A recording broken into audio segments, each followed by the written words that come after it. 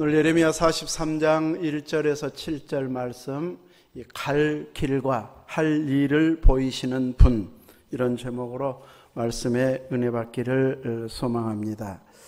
오늘 43장 2절 말씀에 보면 내가 거짓을 말하는도다. 우리 하나님 여호와께서 너희는 애굽에 살려고 그리로 가지 말라고 너를 보내어 말하게 하지 아니했다 하면서 예레미야가 하나님의 말씀을 전달했는데 거짓말하고 있다고 야단치고 있습니다.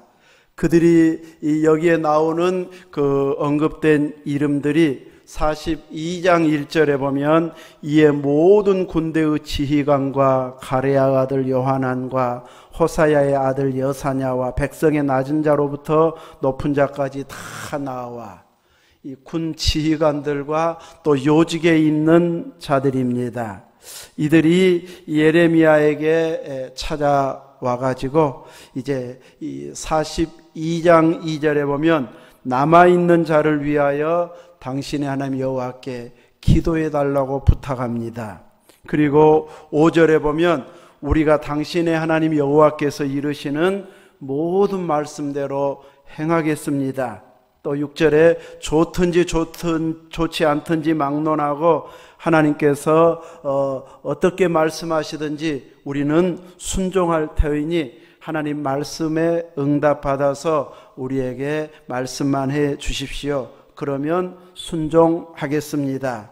그래서 42장에서 이제 이 지휘관들과 그 높은 지위에 있는 자들이 이 예레미야 선지자를 찾아와서 기도해달라, 그 응답을 말해달라, 그 말을 듣고 기도했을 때 하나님께서 예레미야에게 말씀이 임했는데 42장 7절에 보면 10일 후에 여호와의 말씀이 예레미야에게 임하니, 그들이 찾아와서 부탁하고 또 말해달라고 했던 그때로부터 10일 후에 말씀이 임했습니다.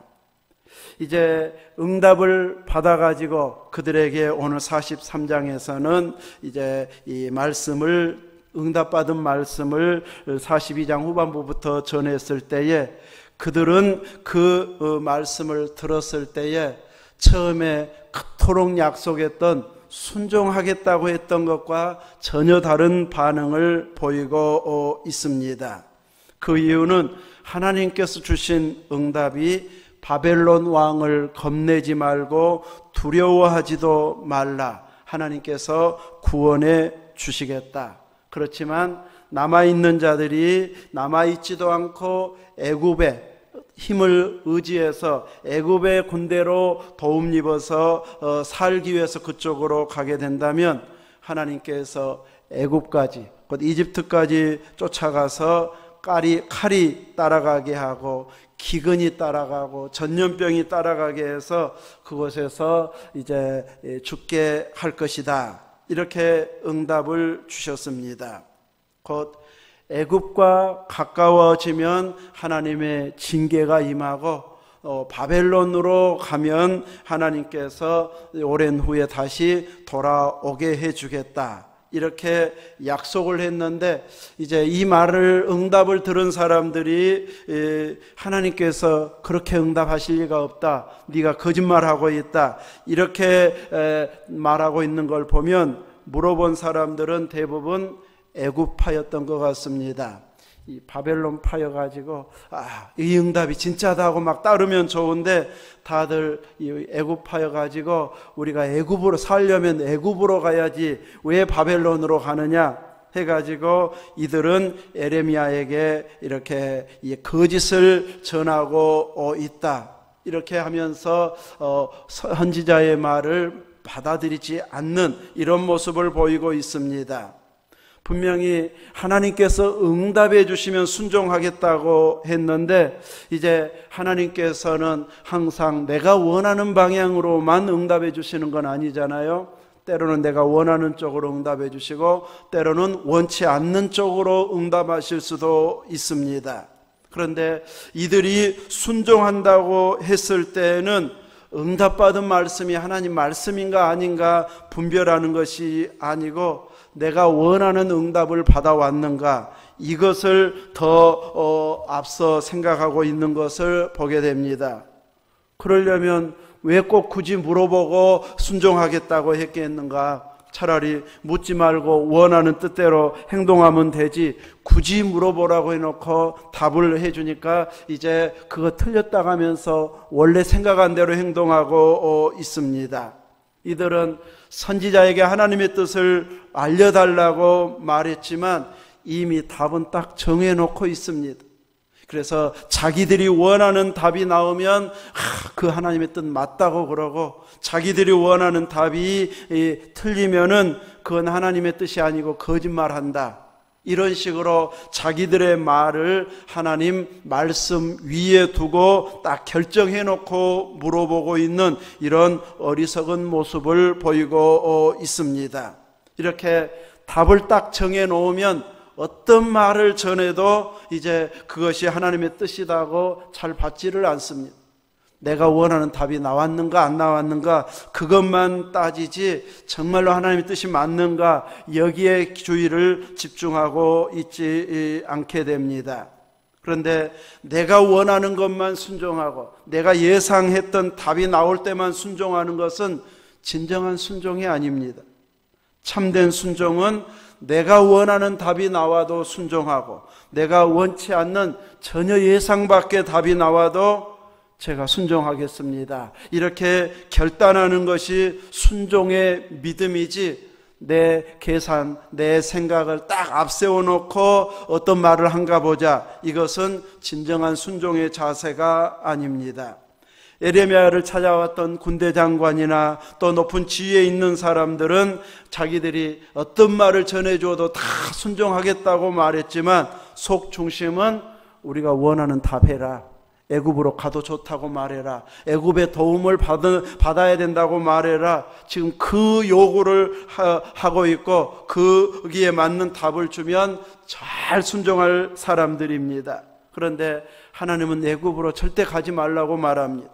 차라리 바벨론에게 순종하면, 거기에 따라가면 잠시 고난은 있어도 하나님께서 그곳에 보호해 주셨다가 돌아오게 해주겠다, 이렇게 말씀하고 있는데 자기들이 원하는 답이 아니므로 내가 거짓을 말하는도다.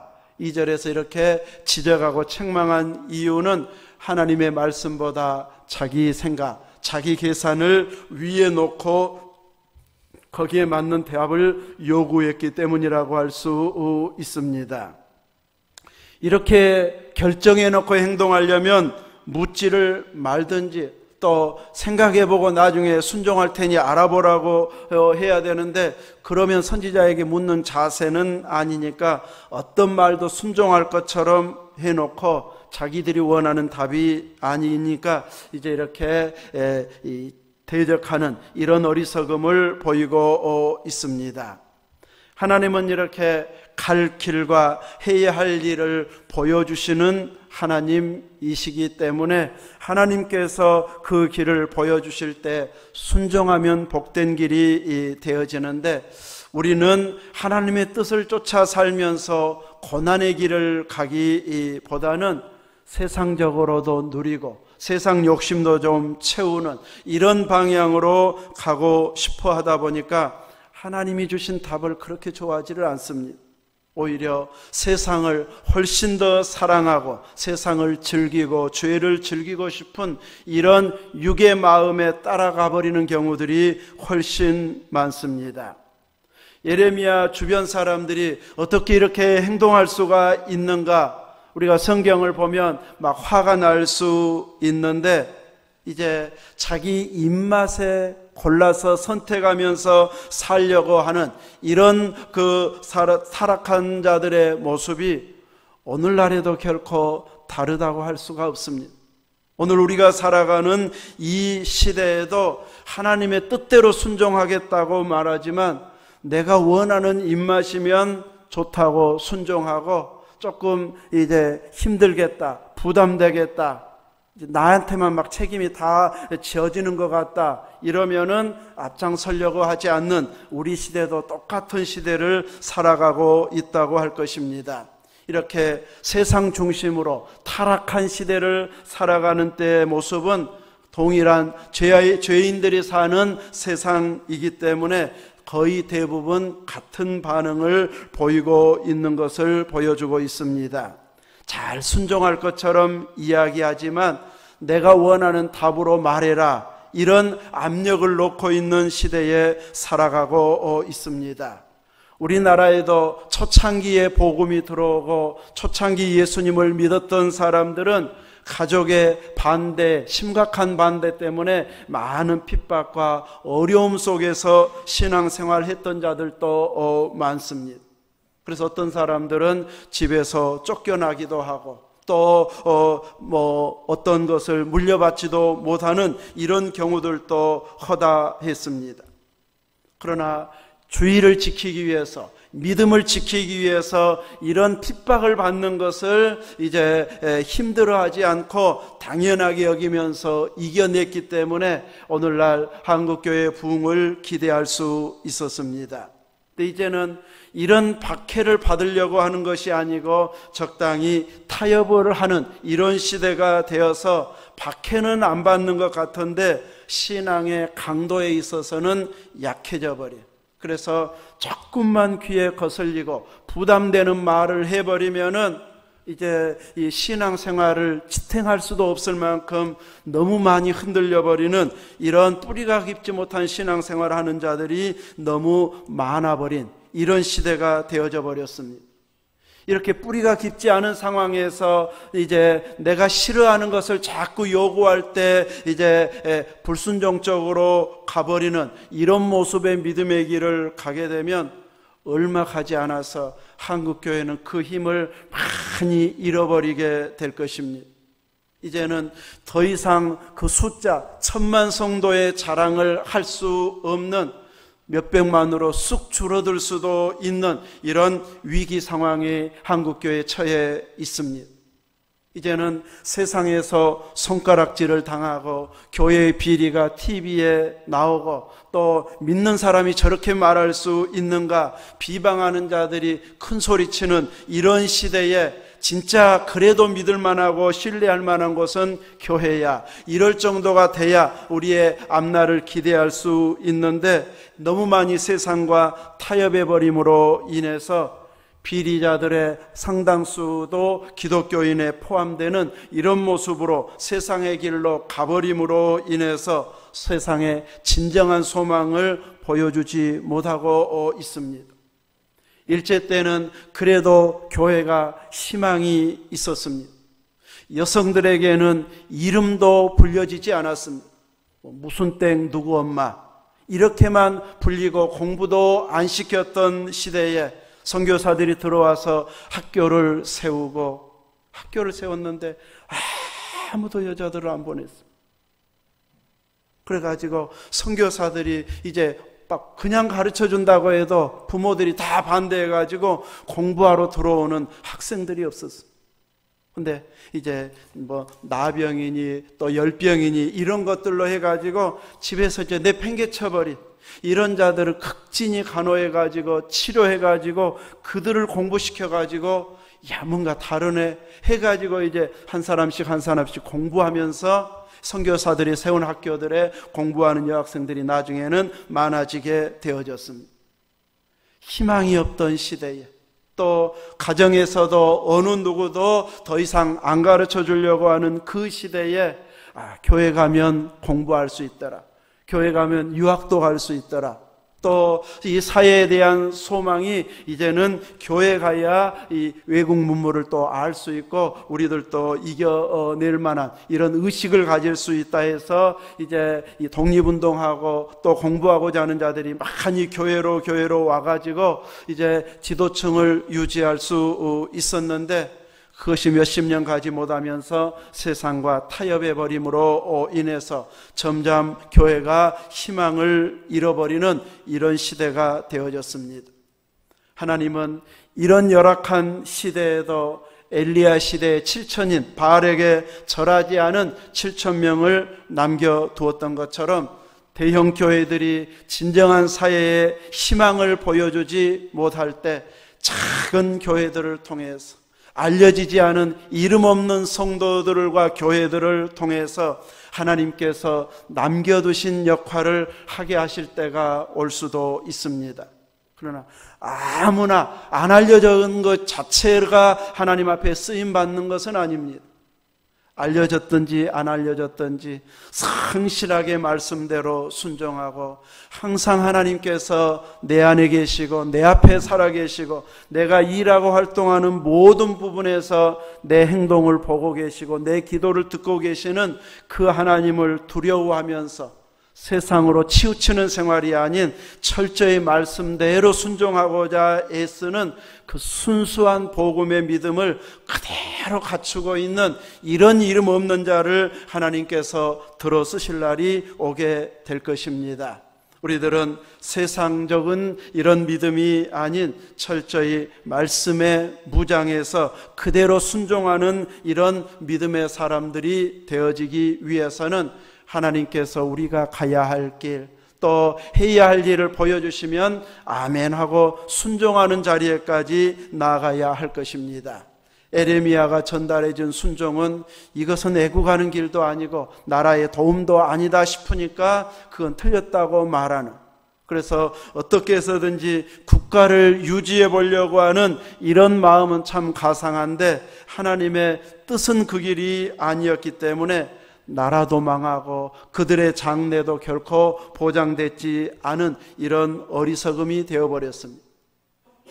바벨론으로 갔던 이들은 나중에 희망을 가지고 돌아와서 성전과 성벽을 회복하는 자들의 상당수는 이렇게 바벨론에 갔던 자들 중에서 돌아왔고, 일부는 거기에 정착해 가지고 사업도 잘 되고 돈도 벌고 또 가정도 꾸리고 살면서 얼른 떠나오지 못한 자들은 그냥 그대로 눌러 앉아서 살아보낸 자들도 있었습니다. 돌아오라고 해서 다 돌아온 거 아니고 성경에 보면 몇만 명 정도잖아요. 그들만 돌아와서 성전을 회복하고 성벽을 회복하고 나머지 사람들은 세계 곳곳에 흩어져서 살고 있습니다. 근데 유대인도 상당히 세계 많은 나라에 흩어져 사는데 우리나라는 더 많이 흩어져 살고 있습니다. 190 몇 개국인가 흩어져 살고 있습니다. 우리나라 사람들. 그래서 이제 세계 곳곳에 이 한국인들 없는 나라가 거의 없고, 그러다 보니 이 한국 선교사들이 들어가면 교회가 막 세워질 수 있을 만큼, 또 K-팝이 세계적으로 이렇게 인기도 있게 되어지는 것이 세계 많은 나라에 흩어져서 살면서 우리의 나라의 국력이 커가면서 영향력이 점점 커가고 있습니다.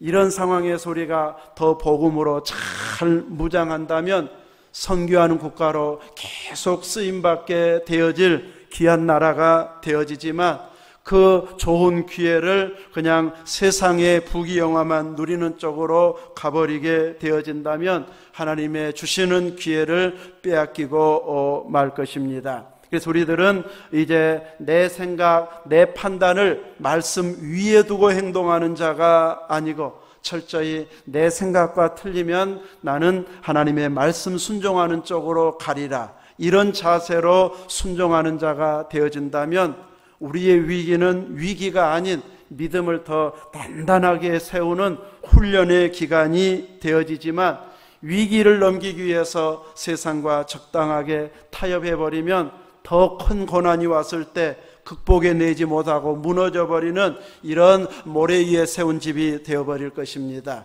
우리의 믿음이 반석 위에 세워져서 이제 남은 자로서 하나님께서 이렇게 드러내시려고 하실 때에 우리들이 그때에 쓰임받아서 다시 한번 한국교회 부흥이 오고 세계 선교의 부흥이 오는 이런 일에 쓰임받기 위해서 우리에게 갈 길과 할 일을 보여주시는 그 하나님의 말씀에 그대로 순종해서 믿음을 바로 보여줄 수 있는, 또 사회에 진정한 소망을 줄 수 있는 이런 성도의 모습, 교회의 모습을 여러분이 보여줄 수 있기를 주의 이름으로 축원합니다.